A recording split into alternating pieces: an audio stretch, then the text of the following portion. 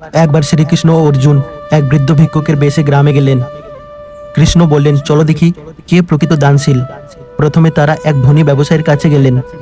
ব্যবসায়ী কিছু দান দিল ঠিকই, কিন্তু সেটা ছিল তার অপ্রয়োজনীয় পুরনো জিনিস। মুখে সে বলল, ভগবানের নামে দিচ্ছি। তারপর কৃষ্ণ ও অর্জুন এক গরিব মহিলার দরজায় গেলেন। তিনি বললেন, আমার কাছে তেমন কিছু নেই, তবে তোমাদের ক্ষুধা মেটাতে সামান্য খাবার আছে, সেটাই দিচ্ছি।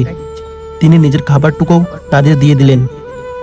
ফিরে আসার পথে অর্জুন জিজ্ঞাসা করলেন, ভগবান, ধনী মানুষ তো অনেক দিলেন, তবুও আপনি খুশি হলেন না কেন?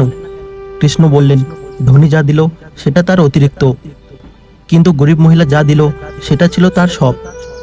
দান তখনই মহৎ হয় যখন তা হৃদয় থেকে আসে, ত্যাগের সঙ্গে আসে। এই গল্প থেকে এটাই শিক্ষা পাওয়া যায় যে দান শুধু পরিমাণে নয়, মন থেকে করতে হয়। ত্যাগের স্পর্শ ছাড়া দান শুধু বস্তু, হৃদয়ের অংশ নয়।